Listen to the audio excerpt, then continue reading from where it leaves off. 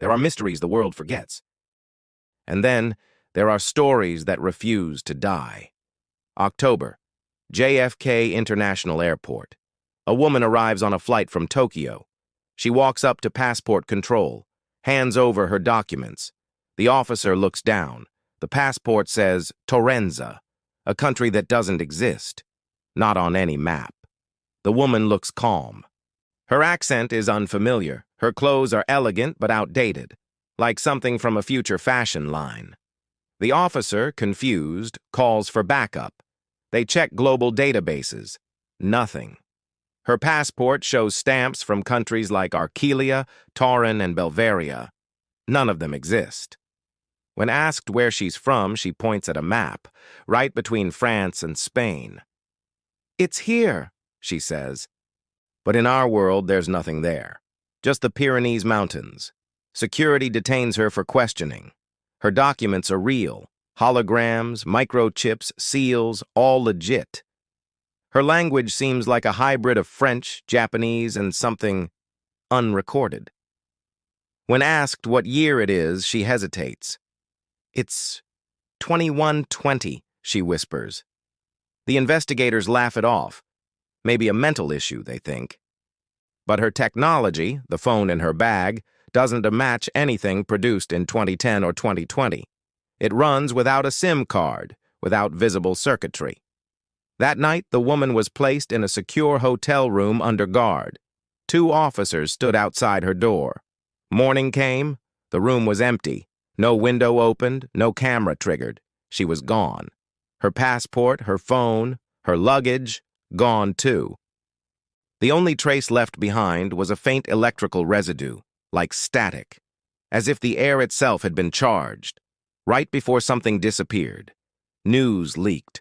Forums went wild. The woman from nowhere. Some called her a spy, others a traveler from another dimension. But one theory stood out. She was a time traveler. And if that's true, it might be the first real-world case proving Stephen Hawking's greatest idea. In his lifetime, Professor Stephen Hawking was obsessed with one question. Is time travel possible? He argued that traveling to the past creates paradoxes nature won't allow.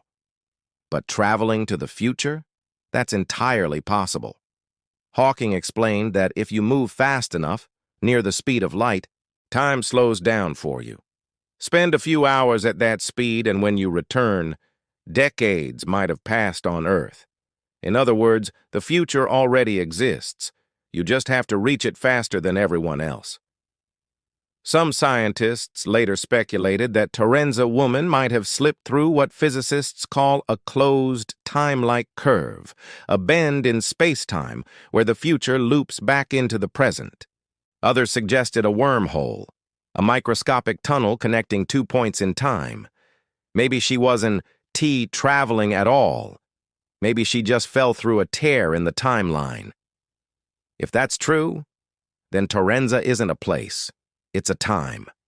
A future civilization that accidentally reached us, for a moment. In 2009, Stephen Hawking hosted a time travelers party. He sent out invitations, but after the party ended. Why? Because if time travel was real, someone from the future could still show up. No one came. But maybe someone did, just not at the party. Maybe she landed at JFK instead. What if the Torenza woman wasn't lost, but sent? A scout, a test subject from a future timeline, someone trying to warn us about what's coming. A climate collapse? A war? A disaster that wipes out everything, forcing humanity to build a new world. Torenza. That would explain her calmness, the way she spoke like she knew something we didn't. The official report was buried. The footage disappeared. The room sealed off. And the name Torenza erased from all databases. But questions remain. Who was she? Where did she go? And if she really came from the future, how long before the rest of them arrive? The Torenza woman, the traveler who shouldn't exist. Maybe she wasn't lost in time. Maybe she found it before we did.